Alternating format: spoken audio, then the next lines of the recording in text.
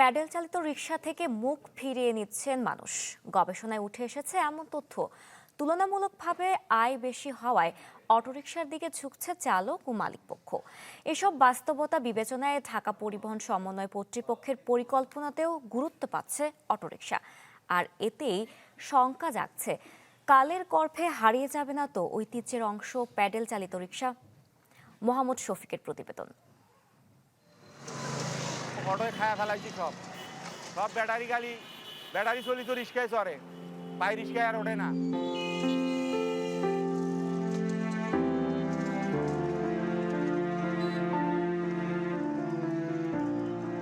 জাহেদুর রহমান 2 যুগ ধরে ঢাকা বিশ্ববিদ্যালয় এলাকায় চালাচ্ছেন রিকশা। তবে আগের মতো রোজগার না হওয়ায় আক্ষেপের সুর তার কণ্ঠে। ডিজাইন, এলিগেন্স, বিউটি, সেরা পণ্য সবার জন্য। জেভিকো। 300-400 টাকা ইনকাম করা আমার খুব টাফ ব্যাপার, সব মিলে। এখন পেটের দায় চলায়, গরিব মানুষ করি খাইতে হইবি তো, পেট বাঁচাইতে হইবি তো।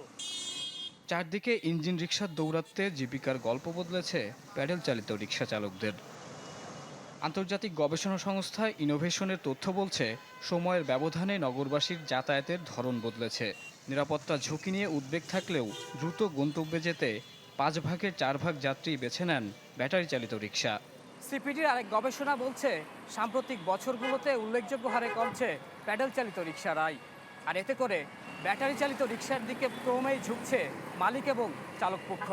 ড্রাইভিং লাইসেন্স কিছুই নেই, রোডের নিয়ম কারণ না বোঝা, উল্টো পথেও দেখা যায় টান মারে। এই কারণে দুর্ঘটনার শিকার হয়, রাস্তায় প্রচুর পরিমাণে জ্যাম হয়। রিক্সাকে যদি এভাবে মডিফাই করা যায় যে আসলে নিয়ন্ত্রণের মধ্যে চলছে, আবার অনেক মানুষ একসাথে ট্রাভেল করতে পারছে, আমি মনে করি সেটা কস্ট এফিসিয়েন্টও হবে।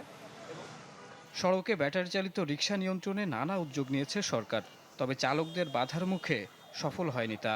এ অবস্থায় ঢাকা পরিবহন সমন্বয় কর্তৃপক্ষের কাছে পায়ে চালিত রিকশার চেয়ে গুরুত্ব পাচ্ছে অটোরিকশা। ফিজিক্যাল লেবার ততটুকু করা যাবে যেটা আপনি টেকনোলজিক্যালি করতে পারবেন না, সেটা ফিজিক্যাল লেবার আমরা দিব।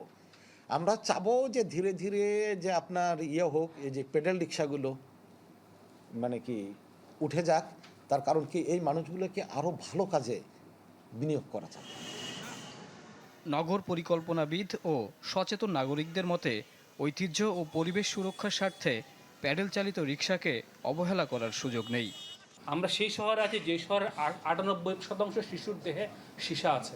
আমরা যখন একটা পলিসি নিচ্ছি, প্রমোট করবো কি করবো না, আরেকটু bigger perspective, broader perspective, urban transport network পার্সপেক্টিভটাও বিবেচনা করা দরকার আছে।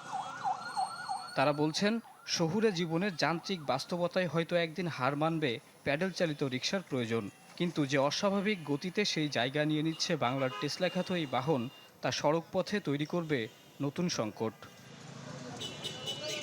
মোহাম্মদ শফিক, চ্যানেল 24, ঢাকা।